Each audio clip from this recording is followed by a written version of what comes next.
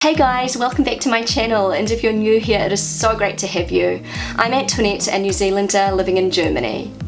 So some of you will already know that my family and I recently returned back to Germany after spending the whole month of August in New Zealand. We finally made it back to my beautiful homeland after so many years. I hadn't been back for over 5 years, so it was definitely time to just get back to my roots. The time we spent in New Zealand was just so important, not only for me, but for my children to be able to really understand that part of their identity and to be able to experience Kiwi culture and understand why I am who I am, why I speak the way I speak. And it was just a wonderful cultural experience for my whole family. So we finally settled back into life in Germany. We're over the jet lag. We still don't have our luggage, which I'm not going to go on about in this video. I ranted enough about that in the last video, but I am going to be sharing some of my reverse culture shocks. So if you don't know what reverse culture shock is, I think the best way I can describe it is if you spend a significant amount of time away from your home country, a country where you maybe grew up, where you have spent many years of your life, and then you travel back to that country after many years, in my case over 5 years, and everything feels a little bit weird. You notice things that you didn't notice when you were living there. Things seem really familiar, but at the same time they don't. You feel a little bit foreign in your home country, and it is the weirdest feeling. Also, when you're away for a long period of time, things change, little things evolve in that country, and you go back and you're like, I don't remember that, or things might stay the same, and it's a shock to see that these things are still the same from when you're a child. So yeah, that's the best way I can describe it, and I definitely experienced many reverse culture shocks going back to New Zealand after so many years. So the first reverse culture shock I experienced happened soon after we arrived in New Zealand. We were flying into Auckland, and I remember looking out the window and being absolutely blown away, shocked you could say in a good way, at how green, how blindingly green everything looked. And I was thinking, I'm sure New Zealand wasn't as green as this when I was living there, or maybe it was. We had left Germany at the very end of July. It was the middle of summer. It was one of the hottest, driest summers that Germany had had on record, and everything was very, very dry. The grass was all dead, and there was just not a lot of greenery when we left Germany. We had 2 stopovers on the way to Germany, in Oman and then Malaysia. Everything was so dry in both countries, and then we arrived in New Zealand, and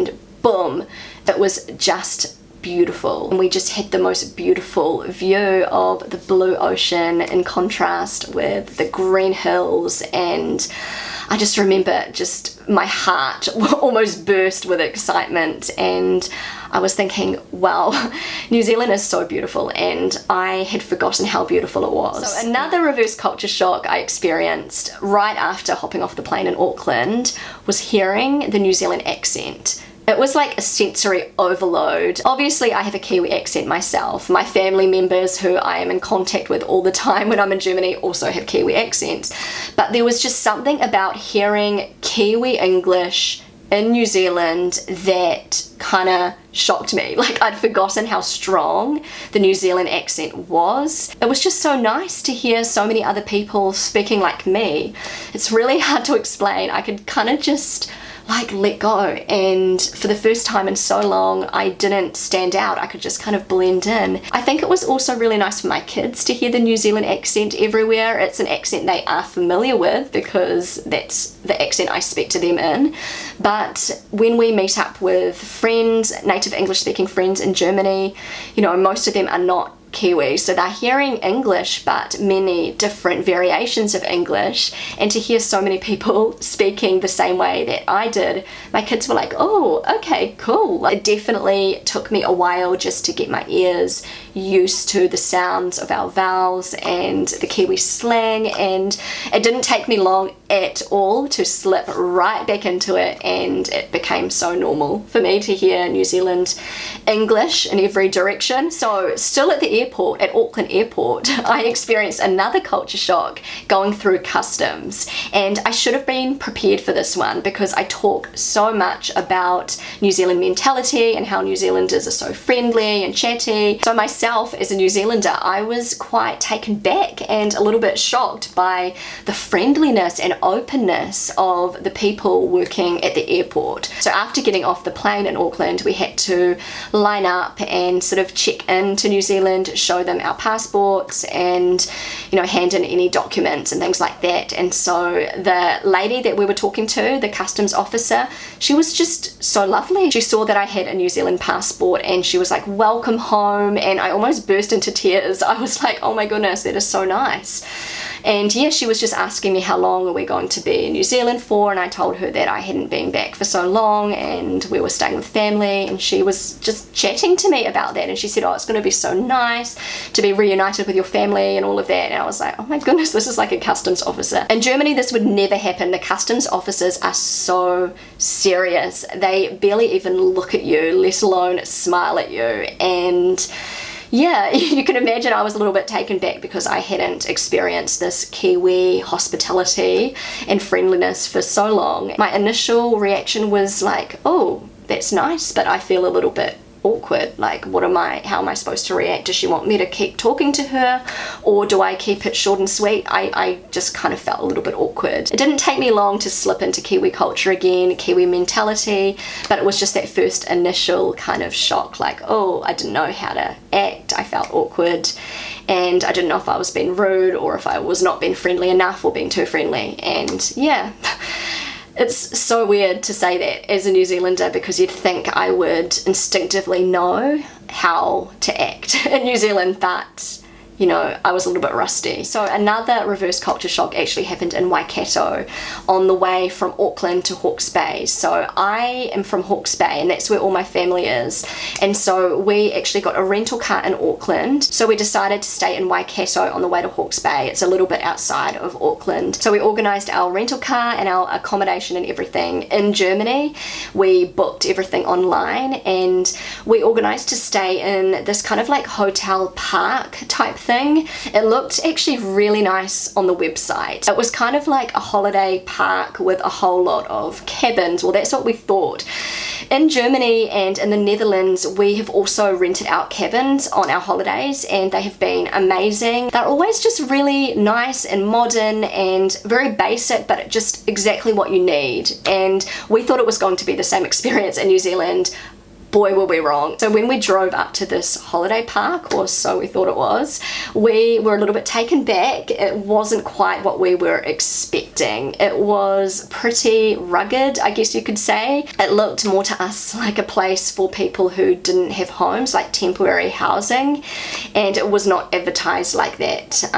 Obviously it was pretty inexpensive, and we definitely got what we paid for. So we went to check in, and the lady at the reception said to us, oh, do you want a heater because it's pretty cold? And I can't remember how much she charged us for the heater. I think it was something like $20, something like that. And it was one of these like tiny little heaters that you plug in, like electric heaters. I don't even know if they have them here in Germany. I don't think they do, but I remember them as a child in New Zealand. And that was what she gave us to heat our cabin, which was fine. She was like, oh yeah, do you want blankets as well? You have to pay for the blankets separately too. It's $5 for each blanket. And we were like, sure, thank you. I am not a snobby person at all. I do not mind basic accommodation, but this was beyond basic accommodation. So there were two broken, squeaky bunk beds. One of them had sort of like a double bed underneath, and a bunk on the top, and the side of it had been broken off, so the kids couldn't even sleep on one of the bunk beds. And then there was another set of wobbly, squeaky metal bunk beds, and they looked like they were about 30 years old, with all the paint peeling off, and there were rust on them, and there were cobwebs and cockroaches underneath them, underneath the beds. There was mold all over the ceiling. There was like liquid, like fluid condensation dripping down from the windows because the glass was just so thin, and the place was not insulated at all. Thankfully it wasn't very cold. There was no running water in the cabin or anything. You had to go to a separate bathroom. It looked kind of like a sports club room, sort of school camp type bathroom, but it was gross. It was just really moldy and damp. Showers were kind of like communal, but with these kind of walls in between, but a huge big gap so you could kind of see under. You know, it was horrible, and I didn't even want to shower. I was like, I just don't know if I can do this. It was grossing me out so much, and I just quickly just freshened up a tiny bit. But this was just complete false advertising. There were quite a few different cabins on this property, and the one that they had on the website was a really nice one. It was, you know, it was pretty basic, but it looked nice, and we thought, yeah, we can stay a night here. And it was nothing like the cabin we were given. And yeah, this would never happen in Germany. It would never be allowed to be advertised like that. We've stayed in a lot of inexpensive basic accommodation throughout Europe, even in Germany, and we've always had a really positive experience. Whatever we saw on the website was pretty much exactly what we got, and this was not the case here. And it was definitely a bit of a reverse culture shock for me. So anyway, it was just for one night. We ended up just, you know, going to sleep.